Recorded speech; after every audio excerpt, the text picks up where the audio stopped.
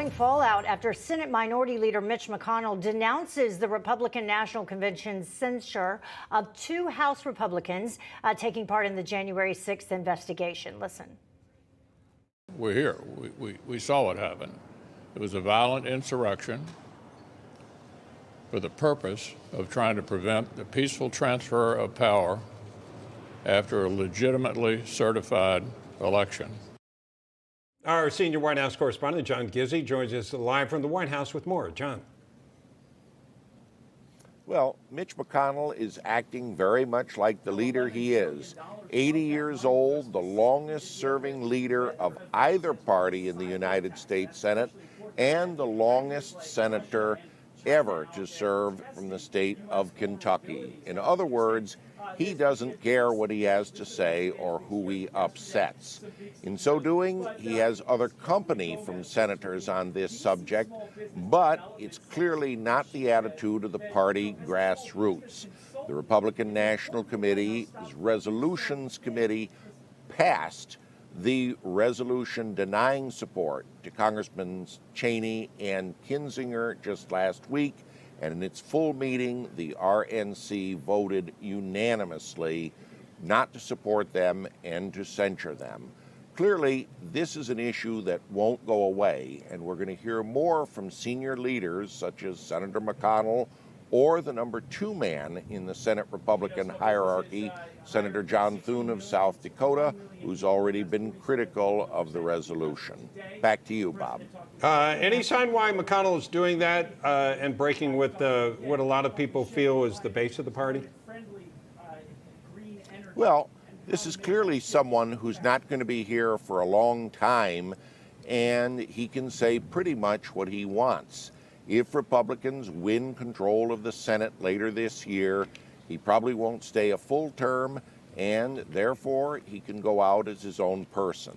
Another thing, he has to answer to the contributors who are going to help elect other senators who will make him majority rather than minority leader, and he believes this is what they feel as well.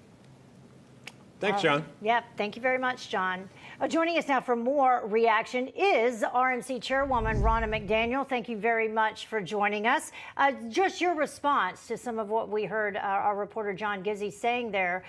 Clearly, this was not something that if you talk to grassroots Republicans, they were in favor of Mitch McConnell saying or doing.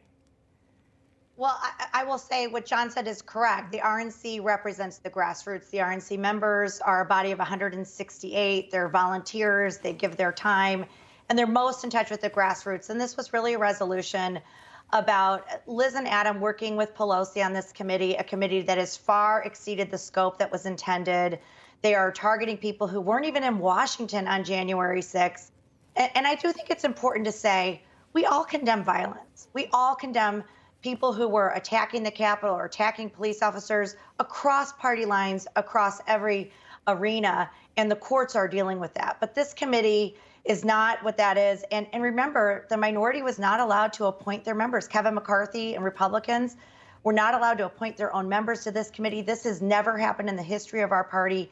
And Adam and Liz said that that was okay. And that's not okay with the grassroots. Why are you working with Nancy Pelosi? Yeah, and I think you've made the point that you were not in favor and you're not condoning the attacks on the police officers there or anything like that. I think there are some political observers that say that are curious what's going on between McConnell and the RNC, that obviously he wants to be, again, Senate Majority Leader. But he feels like perhaps Pennsylvania, Ohio, North Carolina, and Georgia especially may not be as to the right as maybe the rest of the state. Do you see his point? I can see you're ready to respond. I wanted to see, is he right in trying to appeal to people that are not quite to the right, where you might be or some people in Congress might be in districts that are more conservative? Listen, I don't think most people are going to be voting about the RNC censure of Cheney and Kinzinger. Fair enough. I'm sorry, I don't. I think most people are mad that we have a committee in Washington, D.C. and the January 6th committee focusing on that instead of where did the origins of the Wuhan virus come? What did China do to hide that? what's going on with our men and women still left back in Afghanistan? Why isn't our government focusing on the rising energy crisis and gas crisis? These are the things that the American people are really mad about. And let me just tell you, Republicans across the aisle, across our whole party, are united on winning back the Senate and the House. And we can have disagreements in our party. That's fine. But what's happened with Liz and Adam, and this is why the RNC took this step, which is unprecedented, and I don't foresee us doing this again, was because they decided to say it's okay to form a committee that had no Republican representation, that the Republican Party was not able to choose representation, and to work with Nancy Pelosi. We know the Democrats' playbook is to take this committee through November. They want to make it all about January 6th and not about Joe Biden. And Republicans want to make it about Joe Biden. But Ronna, they are Republicans, they would argue. And that's going to be up to the voters. This is a censure. The voters get to decide that. But the Republican National Committee is speaking for the grassroots when they're saying, when you're allowing a committee to go off the rails, 90% of the subpoenas that have gone out to people who weren't even at the Capitol. So it's going too far, and there's nobody sticking up for Republicans that are having to lawyer up, that are having to come in front of this committee. You know, in court, you get a jury of your peers.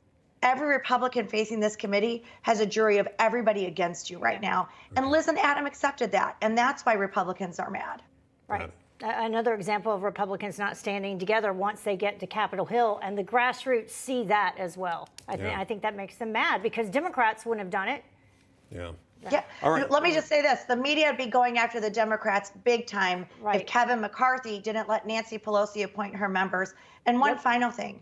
One of the RNC members who has been subpoenaed, a grandmother, a widow, whose husband just died of cancer. She is the furthest thing from an insurrectionist. And so RNC members are saying, this is what our government's spending time on, coming after this woman who has to have financial hardship and deal with this and her family and the stress of this instead of China, instead of what's going on with Russia. This is what we're spending our time on, and this is what makes the grassroots so mad. Fair enough. Ronna McDaniel, thank you so much for joining us.